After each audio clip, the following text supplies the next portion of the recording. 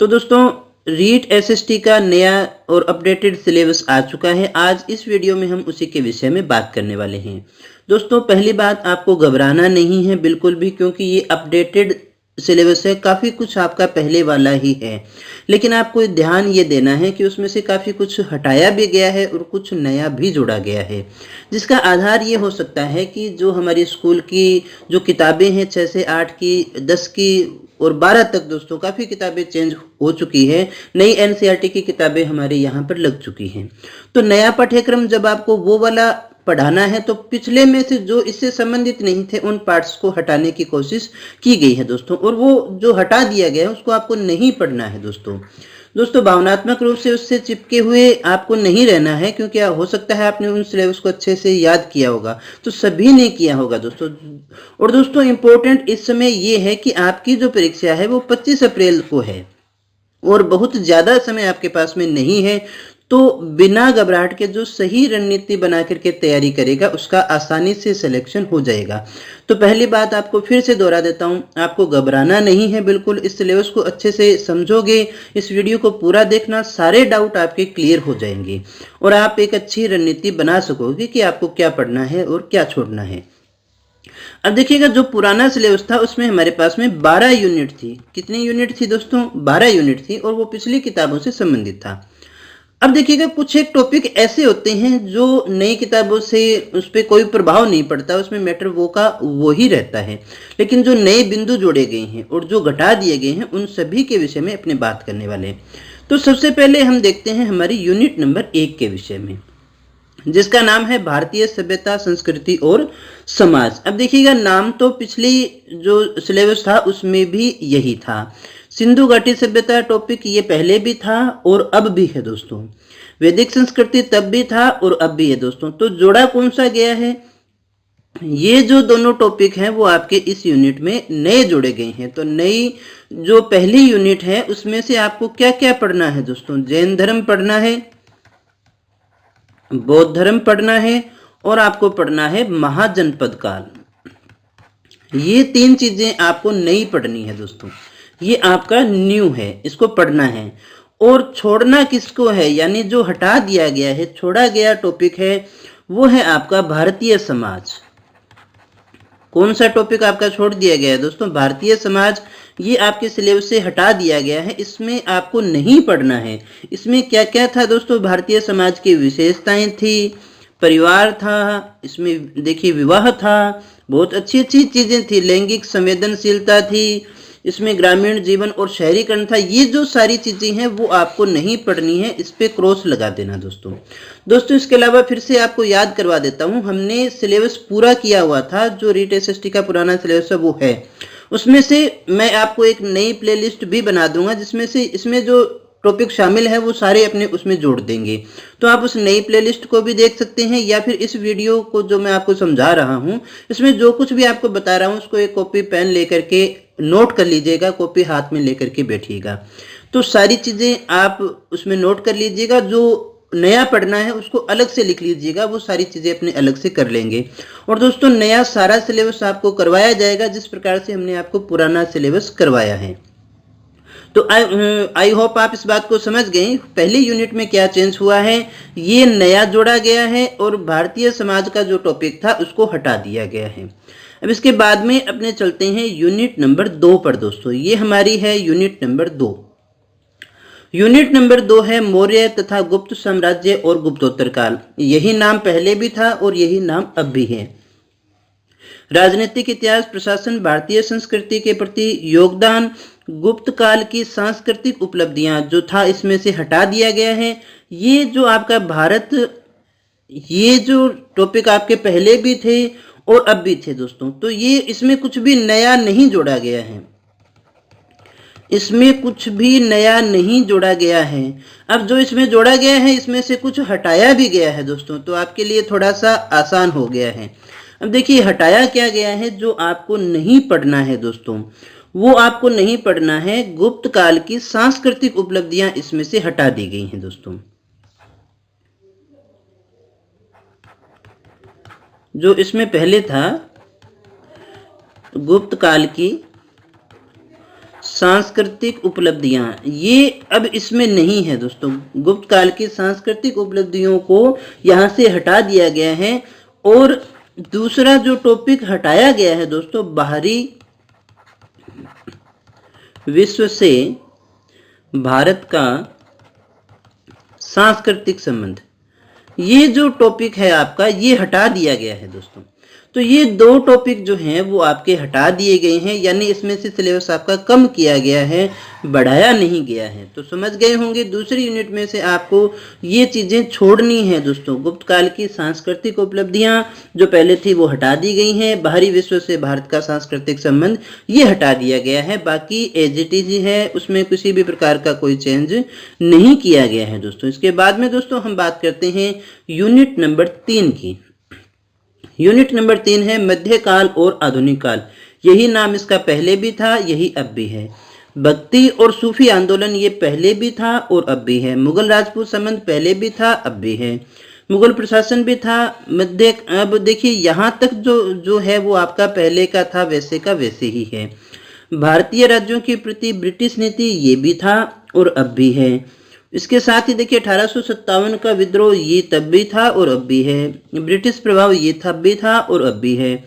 पुनर्जागरण, सामाजिक सुधार, इसको भी नहीं हटाया गया है। हाँ, यहाँ जो है वो आपका सुधार जो है, भारतीय राष्ट्रीय आंदोलन जो 1885 से 1947 तक दे दिया गया है। पहले ये था 1919 से 1947 तक, तो थोड़ा सा यहाँ पर बढ़ा दिया गया है दोस्तों। सॉरी, हाँ, 1885 से 1947 तक हो गया, पहले 1919 से 1947 तक था। तो यहाँ थोड़ा सा आपको चेंज देखने को मिलेगा। पहले जो हटाया गया है उसको देख लीजिएगा, जो चीज़ें आपको नहीं देखनी है दोस्तों उनमें से वो बात कर लेते हैं अपने पहले। तो यहाँ जो हटाया गया है, एक टॉपिक था आपके पास में, मध्यकाल की सामाजिक, सांस्कृतिक और आर्थिक दशा। ये जो टॉपिक है आपका, ये हटाया गया है, ये हटा दिया गया है, ये आपको नहीं पढ़ना है। मध्यकाल से संबंधित ये टॉपिक आपको नहीं पढ़ना है। नया कुछ है तो 1885 से 1919 का जो भारतीय राष्ट्रीय आंदोलन है, इतना ही आपके ऐड हुआ है। बाकी सिलेबस में से आपको ये हटा दिया गया है, ये जोड़ दिया गया है, यानी बैलेंसिंग ही है, उसमें कोई ज़्यादा परिवर्तन नहीं हुआ है। ये थोड़ा मुश्किल भी था जिसको हटा दिया गया है दोस्तों। तो क्या हटाया गया है? मध्यकाल की सामाजिक, सांस्कृतिक, आर्थिक दशा क्या जोड़ा गया है? 1885 से 1919 तक का माल जोड़ दिया गया है इसमें दोस्तों। इसके बाद में देखिएगा जो अपनी अगली यूनिट आती है, ये अपनी चौथी यूनिट आती है भारतीय संविधान एवं लोकतंत्र। नाम दोस्तों तब भी यही था, अब भी यही है। पहले ये अपने उद्देशिका से स्टार्ट होकर के उद्देशिका, मूल अधिकार, मूल कर्तव्य, धर्मनिरपेक्षता और सामाजिक न्याय। यहाँ पे जो था धर्मनिरपेक्षता था और सामाजिक न्याय था, बस इतना था दोस्तों, ये इतना ही हमारे यहाँ पे था।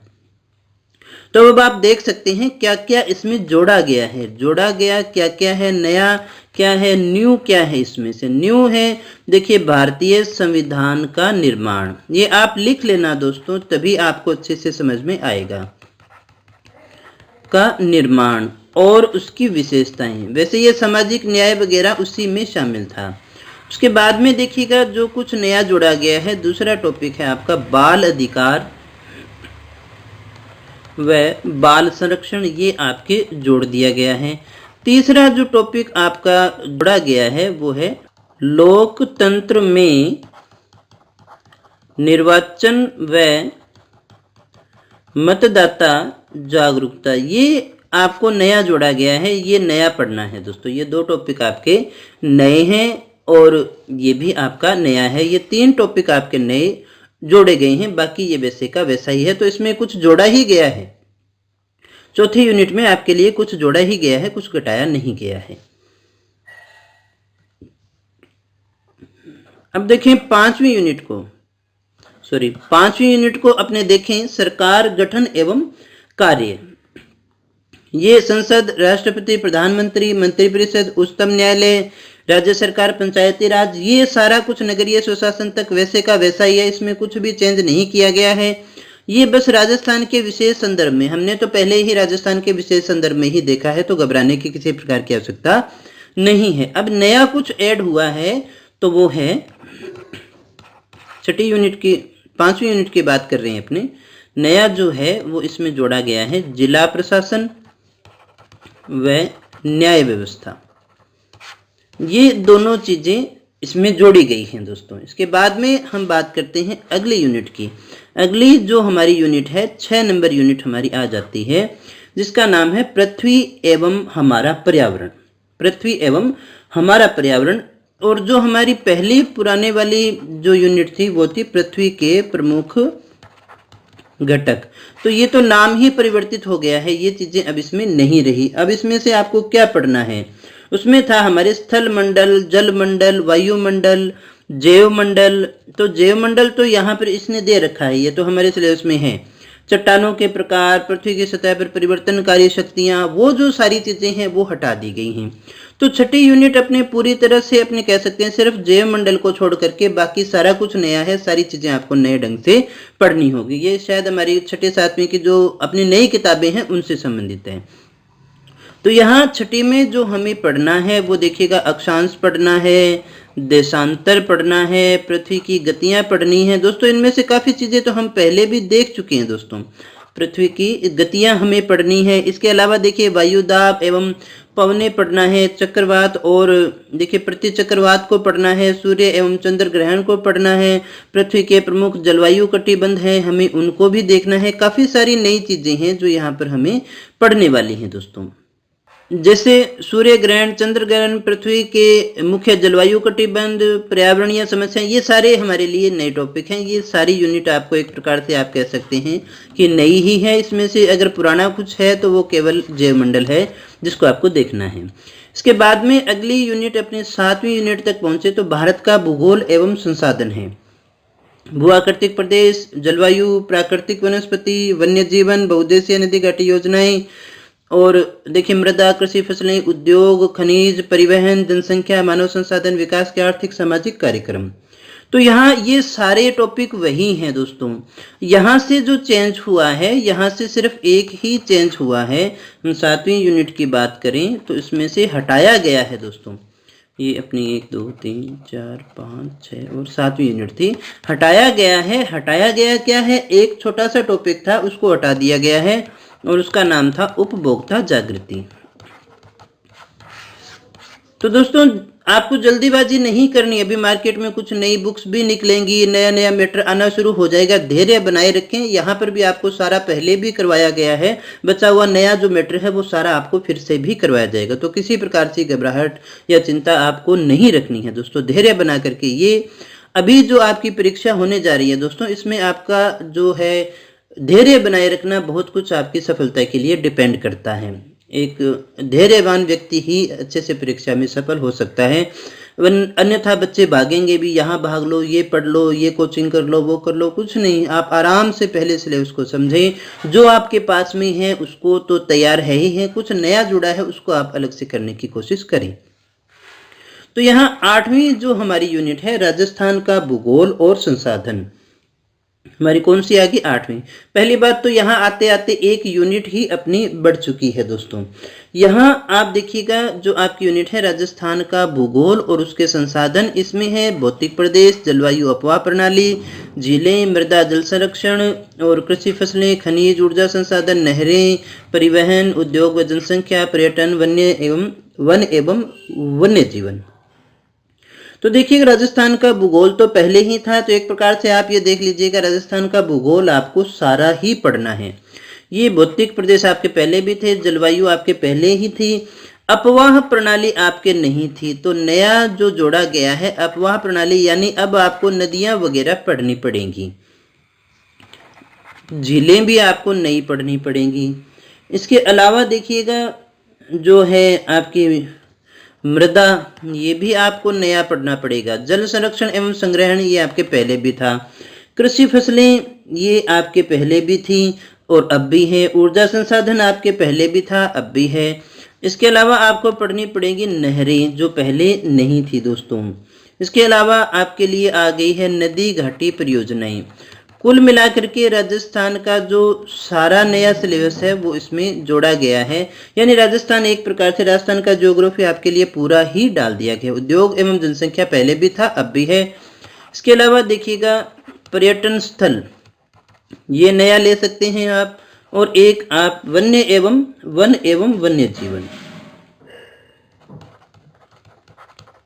यानी ये आपके इतना जो सिलेबस है वो नया जोड़ा गया है। जो कहा जा रहा था कि राजस्थान को ऐड किया जाएगा, तो देख सकते हैं आप किस प्रकार से इसको ऐड किया गया है। लगभग राजस्थान सारा ही ऐड हो चुका है दोस्तों।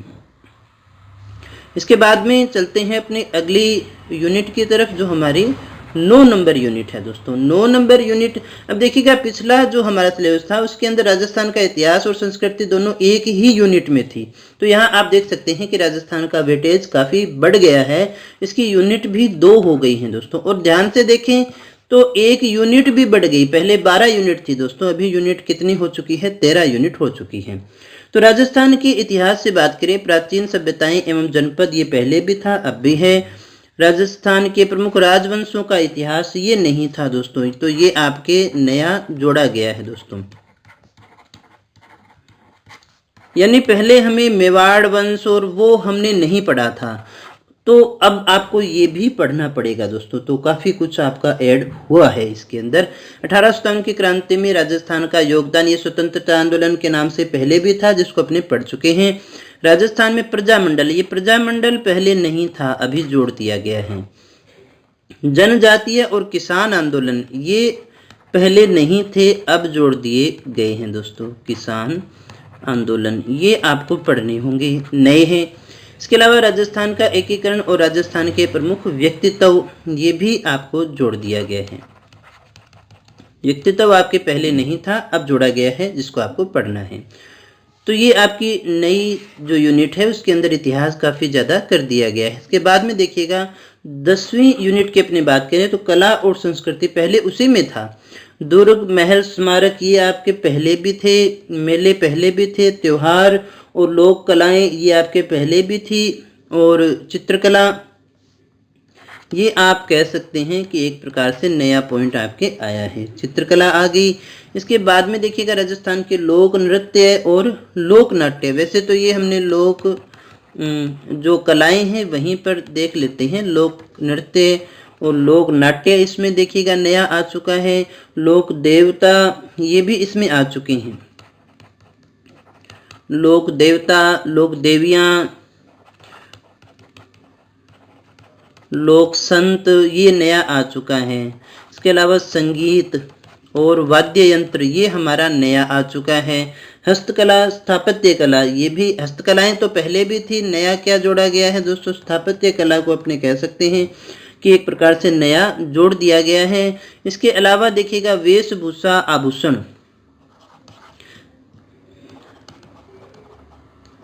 वेशभूषा और आभूषण, ये नया जोड़ा गया है दोस्तों। और भाषा साहित्य, ये भी आप मान सकते हैं। तो देख सकते हैं आप कितना कुछ, यानी राजस्थान का लगभग पूरा मैटर है वो डाल दिया गया है। तो काफ़ी इसमें परिवर्तन हुआ है।